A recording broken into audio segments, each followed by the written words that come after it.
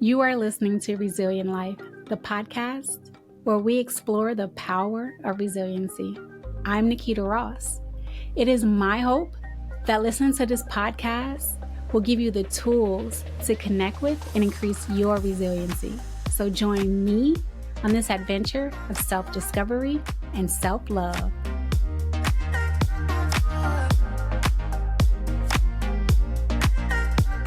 Joining us for this episode of Resilient Life. Throughout these previous episodes, it has been so enlightening and so educating and so amazing to speak with individuals as they shared what resiliency means to them and how resilience has shown up in their lives. It has also given me a great opportunity to grow in my sense of resiliency, my definition of resiliency. I had been teaching it for so long, it was just like a really good perspective. And I've since created a tool for those who want to work either alone or in like a book club or a study group to increase their resiliency. The workbook that I created is actually called Resilient Life, and we also have it in Spanish. And I wanted to just talk a little bit about the workbook and the contents of it. So it's a very, very interactive workbook where each activity can help you increase your resiliency in different areas of your life. So self-esteem, goal setting, building a stronger support network. We're focusing on one of the activities today, which is the cards activity. But the workbook itself has, as I stated earlier, several activities. They're all interactive. And for every activity, so this is the card activity, there's a description on how to engage with that activity. There's instructions on what you do with that activity, the purpose for that activity, and how it'll benefit you. Each of the activities has that. And as we go through the book in future episodes, we'll go into more detail. But for the purpose of this episode, we'll just focus on this one. And with this deck of cards, one side looks like this. This is actually the back of the cards. And the other side gives you a chance to identify, connect with, express, and resolve your feelings. I feel like there's so many of us who don't always have the wherewithal, the skill set, the tools to always grasp the emotion that we're feeling, to identify the emotion that we're feeling. And I feel like these cards are just so helpful in that way. I've used these cards years. I've not counted, but it's over 3 years that I've been using these cards, and they always get such a wonderful reception. People are like, hey, when I come back for another workshop, they're like, hey, did you bring the cards? And what I really like about these cards is it allows you to be vulnerable if you need to privately. It's not something that you have to share with a partner or a friend or whomever. This is something that you can do by yourself. It is fun to do it with others, but these cards can be standalone. Just one day you're waking up and you're like, I have feelings. I can't always identify. At this moment, I can't identify what the feeling is, but there's something in there. And I've done this myself. I've actually gone through the cards and it's helped me like, oh, 1, 2, 3. And I've ended up with like 6 cards. I'm like, I'm feeling this and I'm feeling this and I'm feeling this. And another great thing about the cards is it allows you to remember that we are very complex creatures. We are allowed, and oftentimes we do experience multiple emotions simultaneously. So for the longest time, I felt like if I'm feeling anger, that could be the only emotion, because I wasn't taught that several emotions can exist within this complex body. at one time. And so it wasn't until I started working with these cards that I realized that I can be angry, I can be frustrated, I can be sad, I can be scared, I can be hopeful as well. That's one of the main things I've seen with working with individuals to increase their resiliency, utilizing these cards, is that light bulb that goes off when people are recognizing, like, oh, one, I have multiple feelings. Two, sometimes these feelings aren't all in the same category. So we wouldn't necessarily think that if I'm feeling angry, I'm also feeling hopeful. And so, like, there's this specialness, for lack of a better word. The word will come to me later, but there's a specialness about being able to connect with, identify, connect with, sit with, process, and resolve these emotions, which is hard to do if we don't have the words for them. We didn't realize that we can have multiple at once. And so this is one of my favorite things about this particular activity in the workbook. As I said, there are others, and on different days, we'll go through the other workshops. But for this particular episode, I just wanted to dive deep into that one. And I actually have the cards, and so I will show you what the cards look like as well. I have the cards, and this is the back, and they all look the same essentially. And this is the front, and each card has a different emotion on it. And the goal, as I stated earlier, is to just go through the cards and find the emotion that you're feeling in that moment. And card or cards, it could be several. As I told you earlier, I had 6 one time. And then, so that's the first step. I've identified this emotion. And then the second step is, okay, let me connect with that emotion. Why am I feeling sarcastic? How long have I been feeling sarcastic? Is there something that led to me feeling sarcastic? Why am I so focused? Am I overly focused? How long have I been focused? Is it causing any kind of problems in my life? Why am I feeling so powerful? How long have I been feeling powerful? What caused me to feel powerful? How do I tap into that again in the future?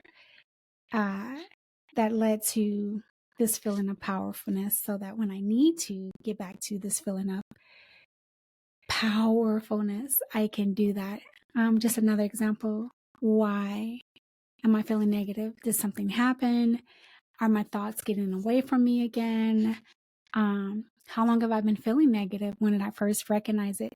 And you may not know how long you've been feeling an emotion, so you may not be able to say, I've been feeling this since last week at 6 a.m. Not that specific in how long you've been feeling it, but has it been a day, 2 days, a couple of hours, just today, when you woke up, starting last night? Because that also helps us connect with something that could have triggered it. So if it was last night, oh yeah, I remember I was at the grocery store and this human was rude to me, or this human bumped into me and didn't say excuse me, or I feel amazing because this human paid for my groceries, or this human complimented me. And so that's good. So one, we identify the emotions, and then two, we're like, okay, when did it start? And then how long have I been feeling like this? And then what do I want to do with this emotion? If I'm feeling irritated, as an example, I've been feeling irritated for all week. Everything has been irritating me. Why? I don't know. I just feel irritated. And that's okay to not know immediately. Sometimes it comes to us later. Sometimes it never comes.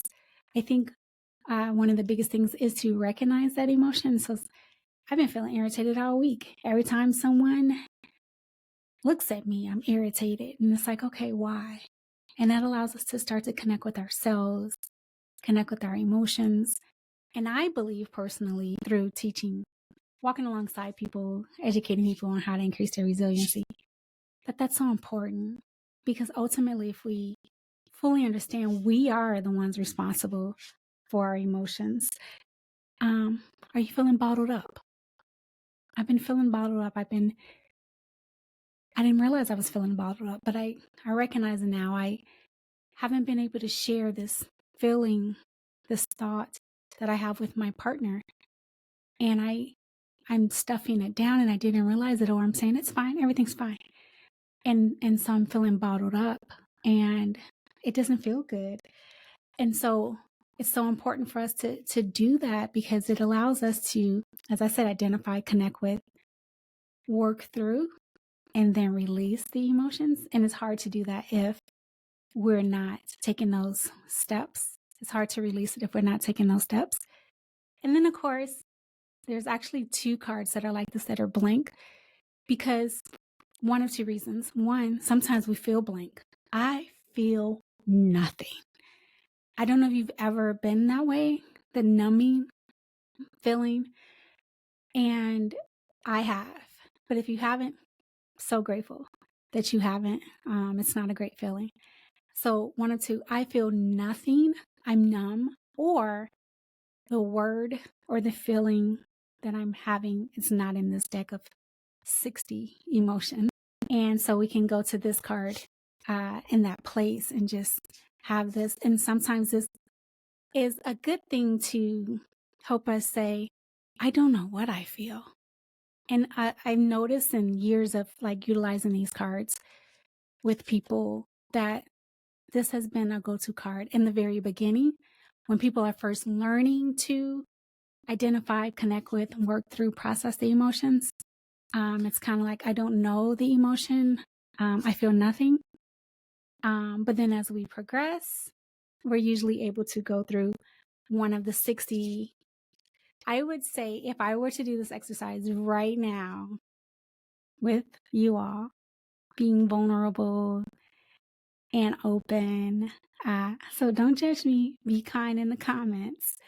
I would say that I'm feeling radiant. I actually had a really good day today.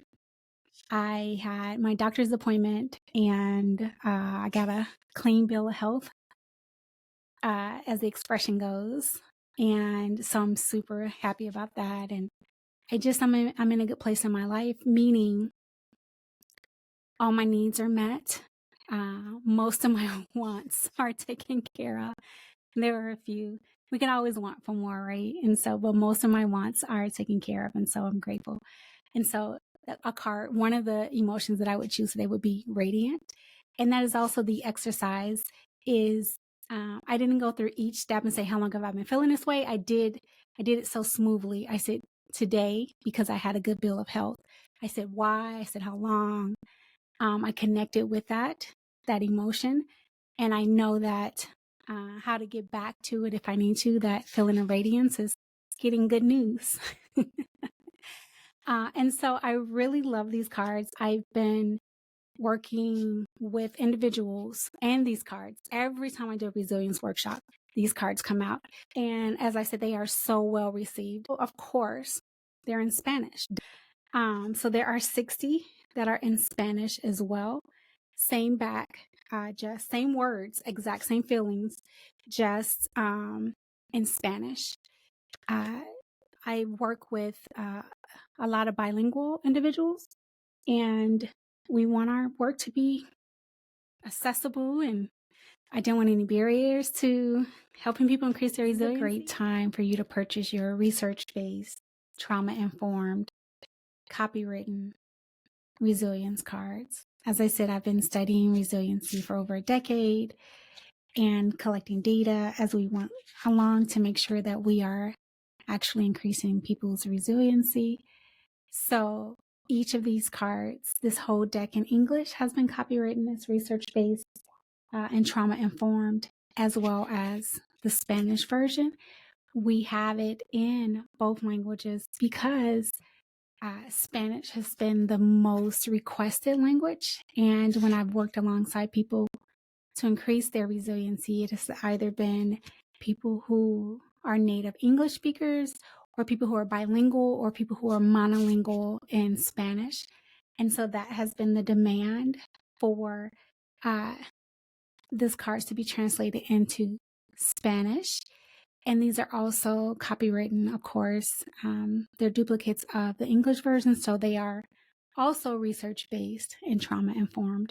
It is so great to have these. And as demand grows, we will release additional versions in other languages. As for now, the 2 languages we have them available are English and Spanish. I'm so in support of individuals working to increase their resiliency. And one of the ways to do that is by identifying, connecting with, processing, and eventually releasing emotions. And I feel like one of the best ways to do that is by getting these cards that help you when you're thinking about, what am I feeling? I don't know what I'm feeling. I'm feeling overwhelmed. This is not one of my feelings right now, but it's the card that popped up. So if you're interested in increasing your resiliency and you want this tool, this just like invaluable tool that can help you, it's very discreet. They fit into the palm of your hand. They don't take up much space. You can just have them in your drawer somewhere or in a corner of your desk. At work, frustrated with the coworkers or the boss, and just pull out these cards. And it's actually a good time to like just center ourselves and ground ourselves. These cards are so beneficial. That's not me bragging on my own work. I've been told countless times by so many different individuals that these cards are just so helpful, so wonderful. So if you're interested, comment down in the comment section and I will send you the information on how to purchase the cards. Thanks for watching. I hope this episode gave you some tools to connect with and increase your resiliency. I'm proud of you. Let's keep up the momentum. Follow Resilient Life on your favorite podcast platform and on YouTube at Resilient Life Podcast. Until next time, be kind to yourself and others.